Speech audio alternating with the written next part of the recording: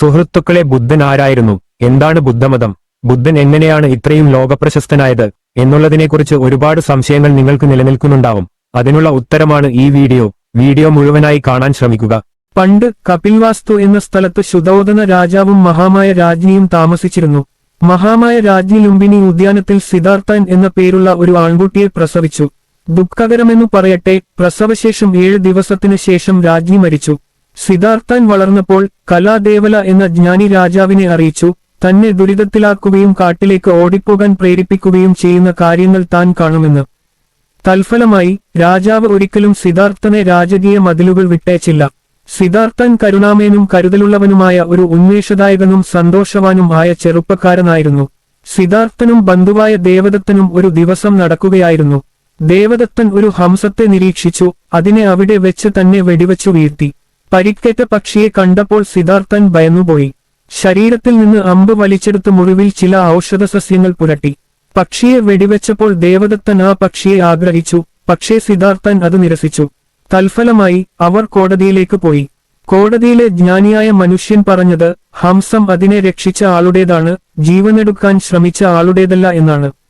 രാജകുമാരൻ പക്വത പ്രാപിച്ച ഒരു യുവാവായി. ശുദ്ധോദന രാജാവ് അദ്ദേഹത്തെ സുന്ദരിയായ രാജകുമാരിയായ യശോദരയെ വിവാഹം കഴിച്ചു. സിദ്ധാർത്ഥൻ വിവാഹം കഴിച്ചാൽ ഒരിക്കലും തന്റെ വീട് വിട്ടു പോകില്ലെന്ന് രാജാവ് കരുതി. മറുവശത്ത് സിദ്ധാർത്ഥന് കൊട്ടാരത്തിൽ അതൃപ്തി തോന്നി. നമുക്ക് കൊട്ടാരത്തിന് പുറത്ത് ഒരു യാത്ര പോകാം. ഒരു ദിവസം അയാൾ തന്റെ ദാസനായ ചന്നയോട് ആവശ്യപ്പെട്ടു. വഴിയിൽ രാജകുമാരൻ കുനിഞ്ഞിരിക്കുന്ന ഒരു വൃദ്ധനെ കണ്ടു. രാജകുമാരൻ മുമ്പ് ഒരിക്കലും ഒരു വൃദ്ധനെ കണ്ടിട്ടില്ല. അയാൾ ചോദിച്ചു, അതെന്താണ് ചന്ന? ഇത് ഒരു വൃദ്ധനായ മാന്യനാണ്, ചന്ന നിരീക്ഷിച്ചു. ഒരു ദിവസം രാജകുമാര, നാമെല്ലാവരും വൃദ്ധരാകും. രാജകുമാരൻ അസ്വസ്ഥനായി തന്റെ കൊട്ടാരത്തിലേക്ക് മടങ്ങി. കുറച്ച് ദിവസങ്ങൾക്ക് ശേഷം സിദ്ധാർത്ഥൻ വീണ്ടും പുറത്തേക്ക് പോയി. ഇത്തവണ വേദന കൊണ്ട് കരയുന്ന ഒരു രോഗിയെ അയാൾ കണ്ടുമുട്ടി. ആ മനുഷ്യൻ എന്തിനാണ് കരയുന്നത്? മുമ്പ് ഒരിക്കലും രോഗിയെ കണ്ടിട്ടില്ലാത്തതിനാൽ സിദ്ധാർത്ഥൻ ആശ്ചര്യപ്പെട്ടു. അയാൾക്ക് സുഖമില്ല, കഠിനമായ വേദന കാരണം അവൻ കരയുകയാണ്, ചന്ന മറുപടി പറഞ്ഞു. സിദ്ധാർത്ഥൻ അസന്തുഷ്ടനായി കൊട്ടാരത്തിലേക്ക് മടങ്ങി. അടുത്ത തവണ സിദ്ധാർത്ഥൻ പുറത്തേക്ക് കാലെടുത്തു വച്ചപ്പോൾ ഒരു കൂട്ടം ആളുകൾ ഒരു മൃതദേഹം വലിച്ചിഴച്ചു കൊണ്ടുപോകുന്നത് അയാൾ കണ്ടു. ഒരു ദിവസം നമ്മളെല്ലാവരും മരിക്കും, ചന്ന സിദ്ധാർത്ഥനോട് പറഞ്ഞു. താൻ ഒരു മരിച്ച വ്യക്തിയെയാണ് കാണുന്നതെന്ന് വിശദീകരിച്ചു.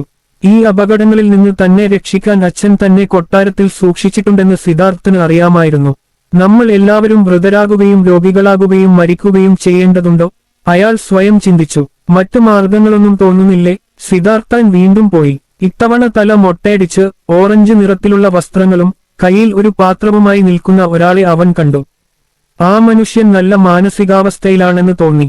ആരാണ് ആ മനുഷ്യൻ? അയാൾ ചന്നയോട് അന്വേഷിച്ചു. എല്ലാം ഉപേക്ഷിച്ച് സന്തോഷം തേടി കാട്ടിലേക്ക് പോയ ഒരു വിവേകശാലിയായ മനുഷ്യനാണ് അത്, ചന്ന പറഞ്ഞു. സിദ്ധാർത്ഥൻ താൻ കണ്ടതെല്ലാം ആലോചിച്ചു. അതിനുശേഷം സന്തോഷം തേടി വീട് വിടാൻ അവൻ തീരുമാനിച്ചു. അങ്ങനെ ഒരു രാത്രിയിൽ ഭാര്യയും മകൻ രാഹുലനും ഉറങ്ങിക്കിടക്കുമ്പോൾ സിദ്ധാർത്ഥൻ തന്റെ ഭൃത്യനായ ചന്നയോടൊപ്പം കൊട്ടാരം വിട്ട് രഹസ്യമായി പുറപ്പെട്ടു. അനോമ നദിയിലെത്തുന്നതുവരെ അവർ ഒരുമിച്ചു പോയി. സിദ്ധാർത്ഥൻ തന്റെ രാജകീയ വസ്ത്രങ്ങൾ അവിടെ നിന്ന് ഊരിമാറ്റി. കൊട്ടാരത്തിലേക്ക് മടങ്ങാൻ ചന്നക്ക് തന്റെ വസ്ത്രങ്ങളും കുതിരയും നൽകി. തുടർന്ന് അദ്ദേഹം ഒരു ഓറഞ്ച് നിറത്തിലുള്ള വസ്ത്രം ധരിച്ച് തന്റെ നീണ്ട മുടി ഷേവ് ചെയ്ത് ഒരു പാത്രവുമായി പുറത്തേക്ക് നടന്നു. സന്തോഷത്തിലേക്കുള്ള വഴി നിങ്ങൾക്കറിയാമോ? സിദ്ധാർത്ഥൻ കണ്ടുമുട്ടിയ എല്ലാവരോടും അന്വേഷിച്ചു. പക്ഷേ ആർക്കും അദ്ദേഹത്തോട് ഒന്നും പറയാൻ കഴിഞ്ഞില്ല. ഒടുവിൽ അദ്ദേഹം ഒരു ബോധിവൃക്ഷത്തിനടിയിൽ ഇരുന്നു സ്വയം പ്രശ്നം പരിഹരിക്കാൻ ശ്രമിച്ചു. അദ്ദേഹം ധ്യാനം ആരംഭിച്ചു. നിരവധി ദിവസങ്ങൾക്ക് ശേഷം അദ്ദേഹത്തിന്റെ യാത്ര അവസാനിച്ചു.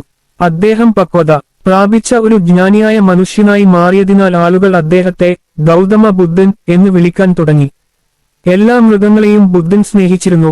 അവൻ അവയെ കാരുണ്യത്തോടെയാണ് പരിഗണിച്ചത്.